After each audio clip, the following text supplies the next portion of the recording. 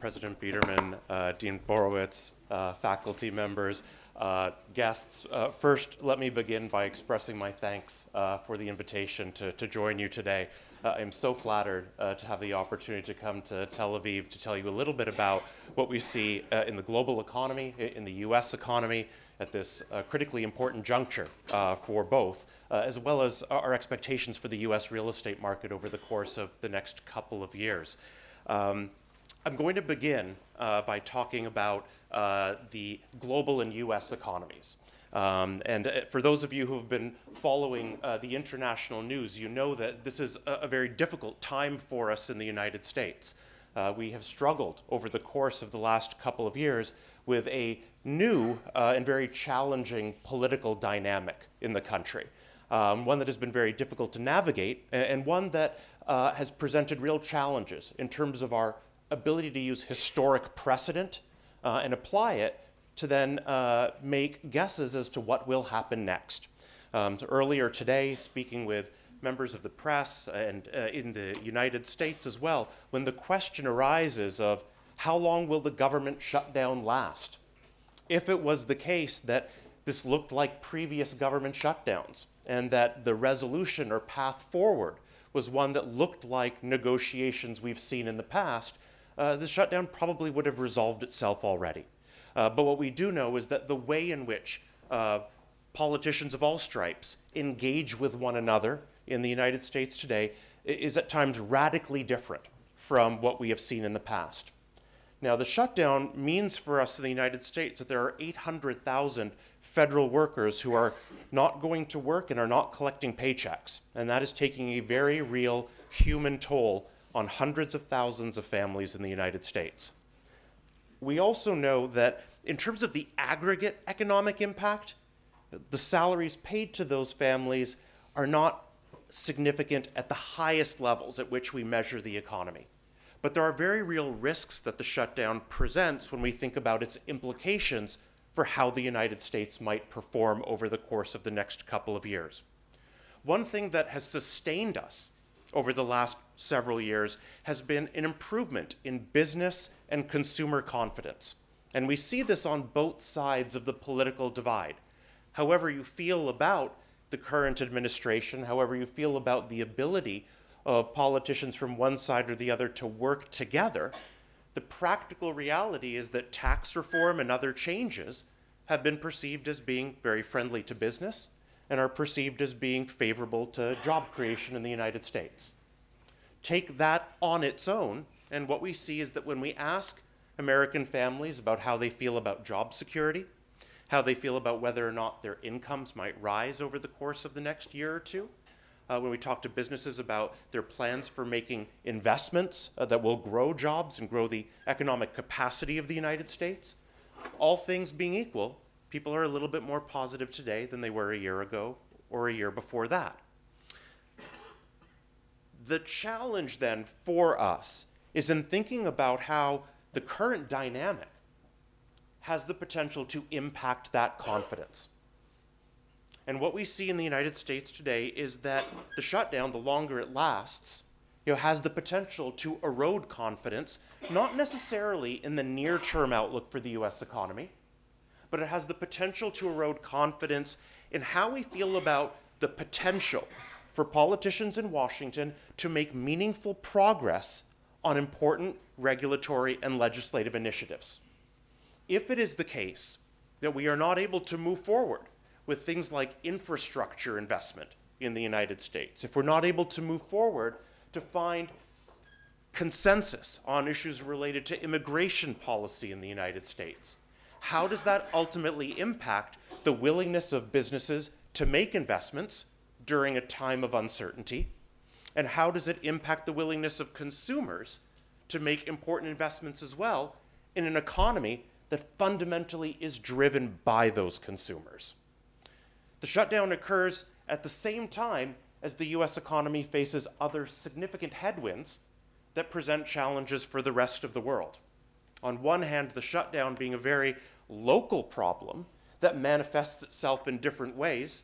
If you're a business traveler, Going to the airport and waiting in line to move through security is a more onerous and difficult process than it was 6 or 7 weeks ago. Certainly introduces some cost to business. If nothing else, it means on the margin that there might be an important meeting to have in another part of the country that you choose to forego. It also has very real implications for real estate. One of the important programs that was introduced as part of tax reform was opportunity zones. Opportunity zones provide preferential tax treatment to capital gains that are carried forward to invest in underserved communities, finding parts of the country, neighborhoods in every city where we have not seen significant investment. In many cases, neighborhoods that are predominantly minority neighborhoods. The idea behind the opportunity zone is to treat the investment in those neighborhoods in a way that is favorable to ultimately encourage that investment to occur. And while the real estate industry is very excited about this and has raised capital with the goal of deploying it very quickly in 2019, with the government shutdown, some very important parts of that regulation, some important clarifications that are required before we can deploy the capital, have simply gone unanswered. And it looks like it will take some time. If it takes too long, the entire program could be upended because of the timelines associated with our ability to invest and the need to do so in 2019. So we've got the shutdown occurring at the same time as we face potential challenges from an erosion in our important trade relationships with our major trade partners around the world. And we know that those trade relationships don't occur in isolation. When we upset those trade relationships or approach them in a way that is not mutually respectful, it has the potential to also significantly impact the political language and rhetoric and demeanor of the United States and our partners. That presents a potential problem, because what we've seen so far that we might characterize as trade skirmishes has the potential to devolve into outright trade wars that will limit U.S. consumers' access to important inputs and U.S. businesses' access to important inputs from other parts of the world, as well as limiting the access of U.S. companies to other quickly growing markets that they ultimately need access to. That also occurs at the same time as we face a third potential headwind, and this one really does relate to the business cycle. As I'll show you in a few minutes, in the United States, our return to expansion, economic expansion, after the end of the Great Recession. The return to economic expansion began in June of 2009. Now, for a lot of American families, if you were to tell them that we returned to expansion, the economy started to grow, we got back on track in June of 2009, they'd say, you're clearly an economist, and you have no idea what's really happening on the ground. And that's because for most families, whether it's in the United States or elsewhere, abstract economic data about whether or not the economy and output is contracting or expanding, that isn't immediately relevant to any of us. For most of us, our sense of whether or not we are moving in the right direction has much more to do with our sense of security. And sense of security along many different dimensions, but certainly one of the most important being, do I feel secure in my job? Do I think I'm going to get a raise this year? If I'm not in the right job, if I feel like I'm underemployed or my skills are underutilized, is there another opportunity for me? If I have a friend or family member who lost their job during the downturn, during the recession, have they been able to find new opportunities? Have they been able to re-enter the workforce and become productive as well? And if the answer to a lot of those questions is no, then it's not going to feel like a return to expansion, whether we're in the United States or any other part of the world.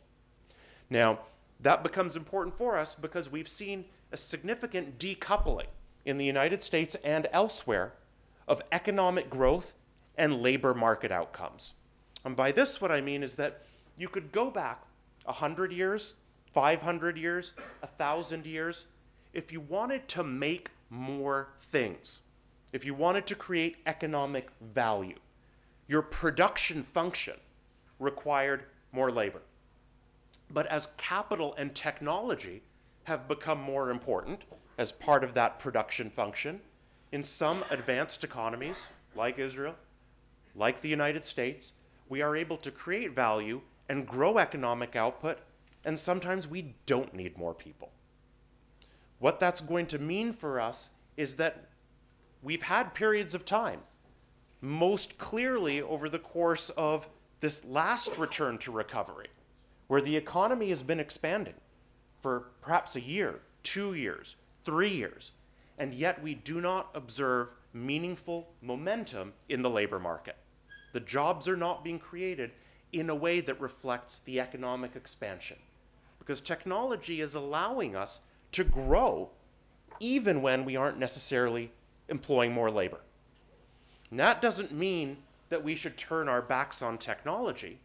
It means that as educational institutions, we need to be much more nimble than we have been historically. It means that when we look at one business cycle to the next, more so than ever before in American history or the history of any other country, the skills that make you relevant in the labor force change from one business cycle to the next, more so than has been the case at any point in human history. You need some basic level of skill to be relevant in almost any occupation. The ability of academic institutions to respond flexibly, to ensure that members of the labor force have the skills and the know-how that will allow them to be relevant across the range of potential occupations becomes essential. It is not the case that higher education in many parts of the world is designed to have that kind of flexibility, is designed to focus on ensuring that people who might otherwise be displaced have the opportunity to obtain the skills that will allow them to be relevant, productive members of the economy. One of the things that has been most gratifying for me today in spending the day at the college is in hearing from faculty, from the college leadership about the mandate of the college, how the college is working in the community, the mandate to offer opportunity, to be engaged with businesses. And I think that really resonates for me and for a lot of others when we think about the models of higher education that are going to be most relevant for us as we look forward into the next century. With all of these headwinds facing the US economy, the question naturally arises, how much longer might we go in this expansion? And if you remember that we did return to economic expansion, this abstract accounting of the value of economic output in June of 2009, that means that come this June, this expansion will be 10 years old, 120 months. Now that's an important number because the longest expansion in modern US economic history is, as it would have it, 10 years or 120 months. No economic expansion dies of old age. There is no finite life associated with an economic expansion. But it is the case that the further we go in an expansion, the further in the past that last period of difficulty, the last time that we really sort of had to account for some of the risks that we took, the further in our rear view mirror that is, the more inclined we are to begin to take some additional risks. The fact that yields are so low in the developed world means that to find returns, we have to take a little bit more risk. Now, I think all of us can sympathize with a scenario where in 2009 and 10, sure, our economies may be growing, but most of us are still feeling a bit of shell shock from the depth and duration and difficulty of the Great Recession. The fact that global institutions were being upended, that our assumptions about our ability to recover quickly from things were being undermined, meant that in 2009, 10, 11, we're still a little nervous. We're very conservative investors. We're very conservative consumers in our respective economies. But the further we go, whether it's in commercial real estate, and are needing to find yields, cap rates that are higher than 3 or 4% or 5%, the need and importance of being able to make investments that we feel comfortable making. Do I need to save more because I don't know what the future holds, or can I actually spend a little bit? As we move further and further away from that point of significant economic anxiety, our willingness to take risks increases. And so what we see is that it's not that we can't go longer than 10 years in an expansion. It's not that it must end after a certain period of time. It's that as time goes by, that readiness to take risk means that at some point, we're going to take in some area, in some asset class, a level of risk that will prove unsustainable, that will require some kind of adjustment or correction.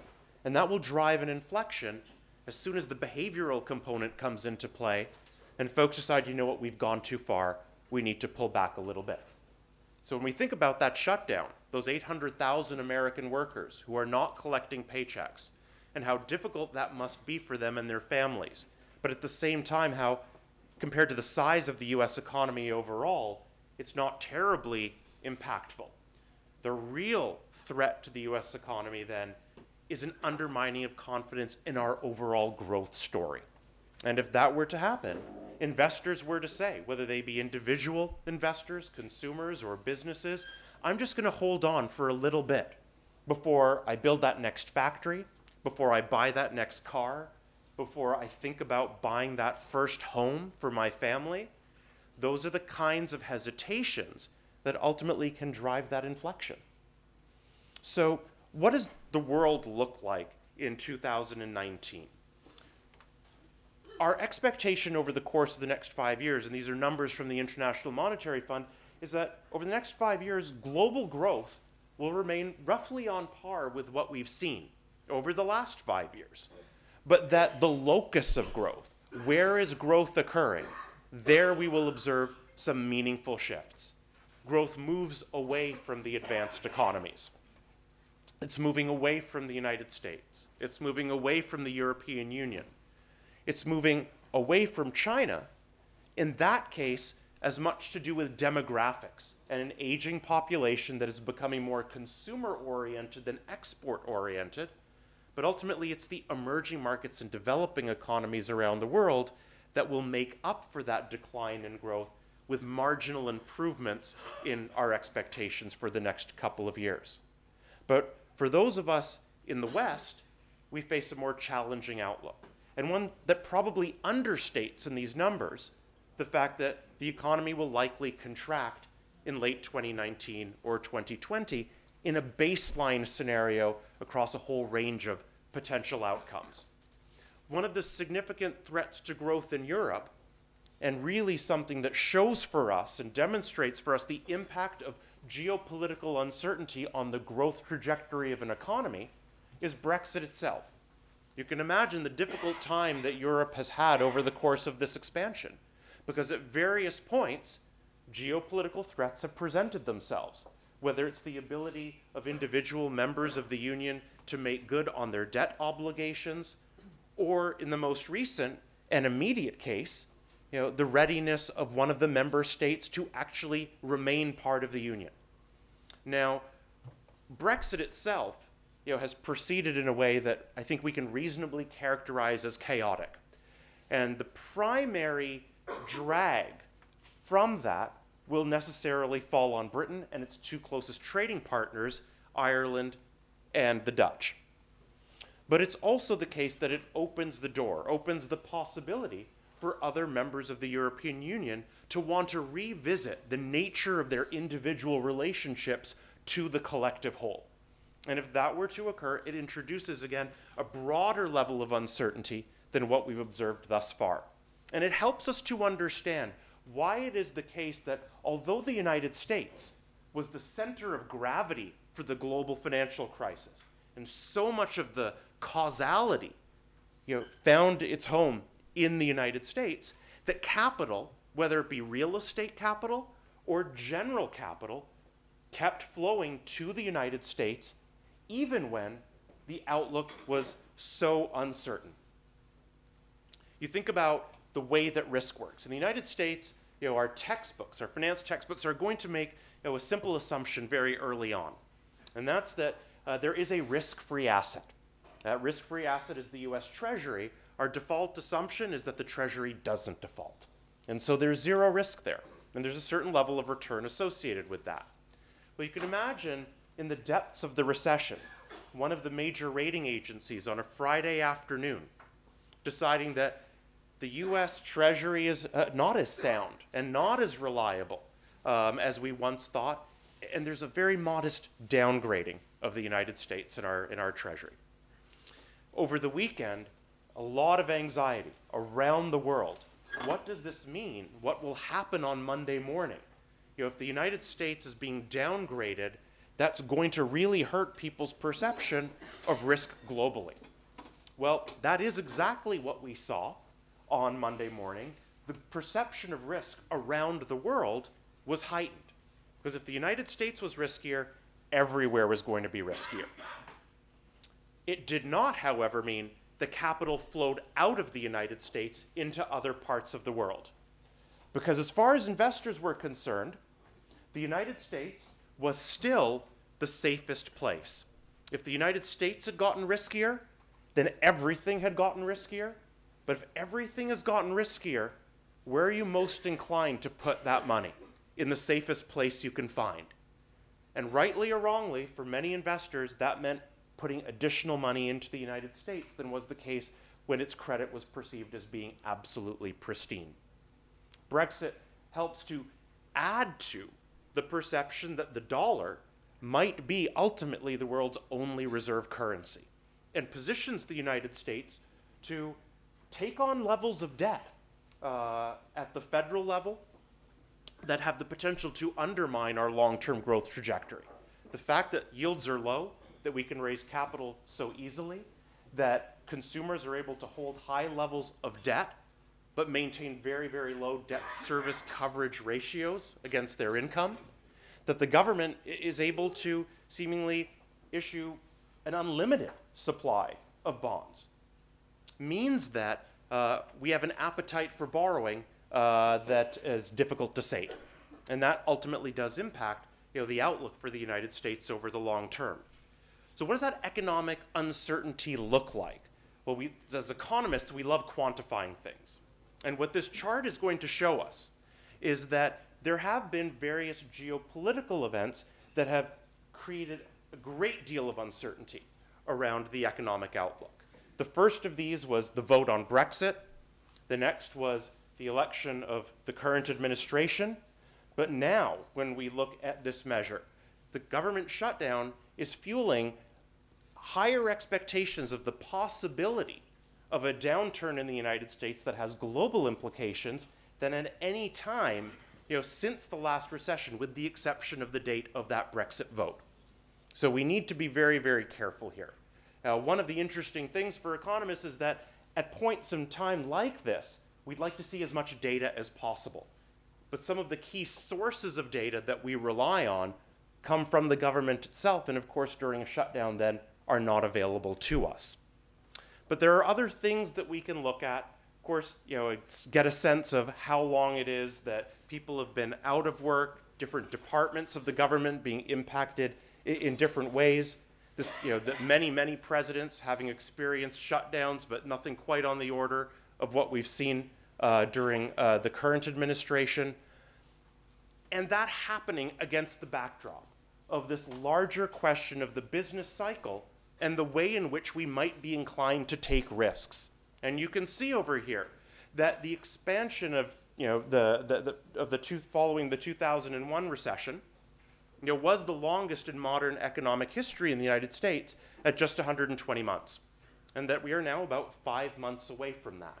Again, it doesn't mean that the trajectory of the economy must turn at some point in 2019. But what we do see is that many of the ingredients that will exert drags on the economy are in fact in place. And so we need to be especially vigilant, and as commercial real estate investors or developers in the market, as we are reaching for that next opportunity, we need to also keep in mind the importance of investing or developing defensively. And we do see a bifurcation of the real estate market at this point in time. There are deals being advertised at record high prices in some cases. The appreciation for well-performing commercial real estate assets is not what it was a year ago or 3 years ago or 5 years ago. But we do see that appreciation has slowed. There are some concerns around the trajectory of the cash flow and net operating income of properties. And we're seeing, two different groups emerging in terms of their sentiment with regard to the outlook for the market. One, institutional in scale, expressing in some cases concern around what the short to medium term outlook for real estate will be. And the other, perhaps lagging somewhat in its gathering of information and internalizing of what the trends are, that still feels very confident and is allowing deals to then ultimately get done. The bigger question for us in real estate is not the short to medium term. We know that every economy experiences business cycles. We will make it through a downturn just fine as long as we've managed our portfolios and our indebtedness carefully. If we're prepared for it, we will weather that storm. The bigger challenge for us in commercial real estate is the longer term. And that is because the way in which we use space, whether it's apartments for rent, whether it's retail space, whether it's office, whether it's industrial or hotel, the way in which we use space is changing more rapidly and more radically than it ever has before. And we think about some of the ways in which we use space changing and what a dramatic impact it has had and has the potential to have, and how well we can foresee that. So there are obvious cases. If you read the US papers, you're going to be able to read about the end of retail or the retail apocalypse. That retail apocalypse is probably overstated. We still need retail space. But the way in which people shop, the way in which people consume is changing. And it is not limited to bookstores and electronic stores and music stores or movie rental stores, all categories that to some degree are disappearing or have effectively disappeared. What instead we see is that there are new ways in which we think about using retail space. There are new ways that are proliferating across different types of retail. So we think about the impact of online commerce on retail space, whether it's in the United States or Israel or in other developed economies. And what we're going to find is that the type of product that is being sold has a significant impact on the likelihood that there'll be substitution. And I'll be more concrete about this. There are some things that lend themselves to online commerce. And in those areas, retailers have come under tremendous pressure. But over the last many years, there have been many categories of retail where investors have felt strongly that the substitution into online commerce would be fairly limited. One of these areas is apparel, clothing, shoes, glasses. But what we've seen emerge in the United States over the course of the last couple of years is an apparel sector that in its online manifestation has grown significantly more competitive. Today I can go on Amazon Wardrobe. I can select 5 shirts, 5 pairs of shoes, some gloves, a hat, whatever will keep me warm as it starts snowing in New York City. Amazon will deliver all of those things to me. I'm in New York, so I'll probably get them the next day. I'll try things on. What I like, I will keep, and what I don't like, I'll simply return in the box that Amazon has provided. In fact, they'll come and pick it up for me. That means that Amazon has a model, as many other retailers are developing, that makes it infinitely more convenient to simply shop online from the comfort of my couch, have the product delivered without incurring any liability, because I only ever get charged for the things I keep. So once I've returned all the things that I didn't, Amazon will assess, what did you hold on to? What did you decide to keep? Perhaps nothing at all. But if you did, it's only for that you get charged. And the level of comfort that that is giving to consumers is allowing for behaviors to adjust. There is no technical reason that you can't shop for clothes online. The reason we don't do it in large numbers is because of behavioral considerations. We need to get comfortable with the idea. But what we see as a significant threat to large regional malls in the United States, where the bread and butter of inline tenancy are those clothing stores, is that people are getting a lot more comfortable. Now, does that mean that we don't need the retail space? Not at all. One of the emerging categories for retail space in the United States is the showroom. So we'll have a popular clothing brand, one in the United States, Bonobos. And you can go to their store. You can get measured. You can try things on. You can get a sense from the store and who else is there. What is this brand about? What does it say about me when I'm wearing their clothes? Particularly, is this the right peer group for me? What message am I sending about who I am when I'm wearing this brand with this label? All of those things that become an important part of the retail experience. There's a retail shopper there with me that is then helping me choose things that I want to buy. But at the end of my shopping experience, I'm walking out the door without a bag in hand. The bag with all of the things that I bought will show up at my door at home the next day. So I can pop over at lunch, do all of these things, and go back to the office without it ever having seemed like I spent part of my day shopping for clothes. And what we're going to see is that that again is proving to be a model that really leverages the potential synergy between online commerce and bricks and mortar retail. When we look at the inline store for the regional shopping mall, we'll hear REIT CEOs that own significant retail, have a significant retail footprint, talk about the need and importance of repositioning their space in a way that is experiential. And what this means ultimately is that I need to find things that I can do with my space, that I can do at my mall. I need to be able to provide experiences for the consumer that, one, I can monetize, but two, that Amazon cannot replicate. And that becomes a challenge. But one of the most common answers that we hear to how it is that you make this change is to open restaurants. You can't replicate an evening out with your family via Amazon. But when we look at the amount of retail that's closing and the desire to introduce restaurants to fill that space, we'll have to start eating a lot more food if we're actually able to offset. So we need to think creatively about how we use this retail space. And its highest and best use may not be as retail space at all. Now, one of the areas of retail where we have felt largely immune has been in grocery-anchored retail. So this is a strip mall, a small shopping center. The anchor store might be a large grocery store, a Whole Foods in the United States, which is now famous around the world because of Amazon's acquisition of Whole Foods. People have felt that, you know what, there's something about going to the grocery store, seeing the produce, being able to pick up the tomato, decide that it's fresh, be inspired by my walk up and down the aisles. What am I going to cook tonight? Well, I'll get inspiration from being there and seeing what produce is available. But also, I want to get it as fresh as possible.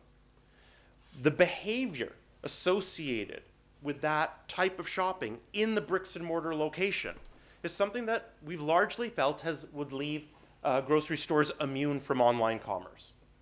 What instead we see is that in small numbers, consumers are realizing or beginning to appreciate at least that there are advantages to buying your groceries online.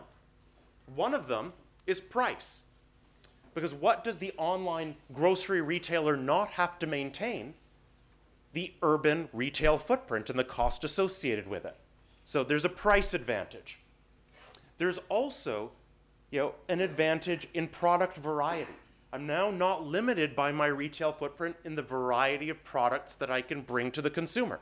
I need to provide an alternative way for you to browse and find those products. The discovery process on the web page has to adjust to replicate something about how it is that you would go grocery shopping. But product variety joins price as a potential advantage of shopping online. The third area then is actual product quality. And some folks are going to say, I'm going to go to the grocery store because I do need to pick up that tomato to make sure it's fresh. And how do I know that it will be fresh if it's delivered to me through an online retailer?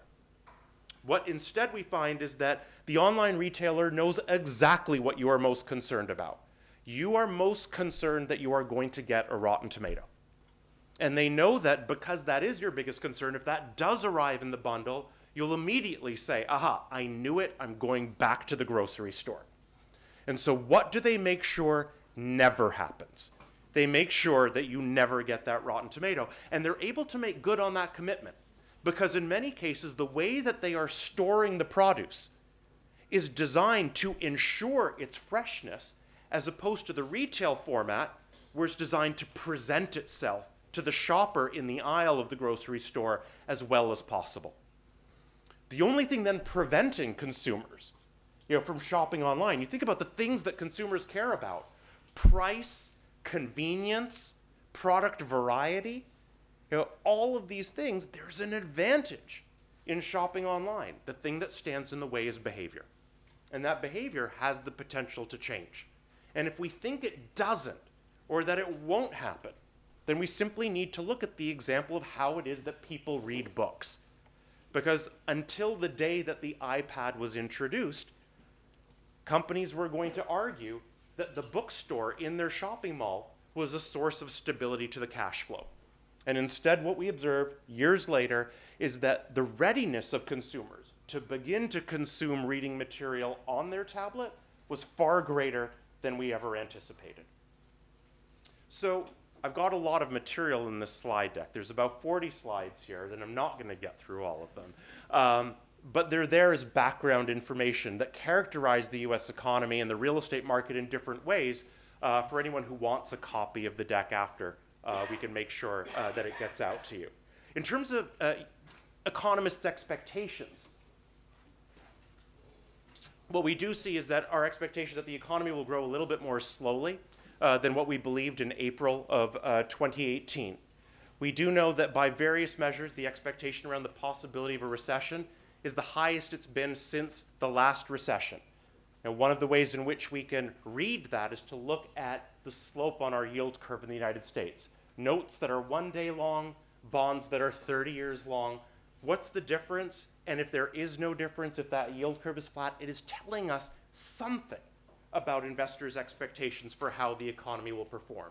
Is it causally related to the performance of the economy? No. But it is definitely conveying important information. That becomes important for us in the United States when we think about the outlook. Lots of information about jobs and interest rates because of the direct implications for real estate. So I'm going to close on 2 points. One, because I believe it is so directly relevant for our experience here in Israel, which is that one of the challenges we faced in the United States in the post-housing boom and bust era has been a shift in consumers' preference and capacity. That instead of owning, many young US consumers are deciding that, or have decided that it makes more sense to rent, at least for some period of time. That has exerted significant upward pressure on the cost of renting in the United States. It's also the case that we've seen very, very limited new construction of single-family homes. And in that space, what that has meant is that although the housing market is not performing wildly, we're not seeing transactions happen left and right, it's not overheating, prices are the highest they've ever been simply because supply is so constrained. What we see emerging in the United States over the last several years, and it's something that requires thoughtful solutions at the local and national level, is an answer to this question of how people and families are being impacted by the erosion of housing affordability. I think when we think about the commonalities between the market in Israel and the market in the United States, that impact on affordability, the ability of a family not only to find good quality housing, but one that gives them access to the amenities that they need, whether that is a good quality public school or a good quality grocery store or a good synagogue, it doesn't matter. What you're paying for is not just that apartment, not just that home. It's the community in which you will be locating. It is the peer group that you will have access to. It is all of the amenities that allow you to move your family forward. And the erosion of affordability along those dimensions, proximity to work, proximity to a good quality public transportation hub that allows you to get to job opportunities. Those are all things that we've seen significant erosion over the last couple of years, and where again, we need more thoughtful solutions, some from the private sector, some from the public sector, and some that require that both work together if we're to ultimately find a solution. That challenge presents itself at the same time as the real estate market in the United States actually has begun to slow a little bit. And so what we see here is that we've got something of a soft landing. We peaked at about $471 billion in mortgage financed activity, and things have fallen off a little bit. But that's a better place for us to be than where we were after the peak in 2007, where the real estate market, for all intents and purposes, and certainly in the commercial mortgage-backed security space, collapsed under its own weight. Now, what this means for us is something very important. When I'm asked, will real estate drive the next recession? Will real estate be the thing that drags us down again? When I look at the data, whether it's housing or commercial real estate, I don't believe that commercial real estate will be the thing that acts as the proximate cause for that downturn. Nonetheless, as an industry that depends upon debt, we will feel our measure of pain when that downturn does come.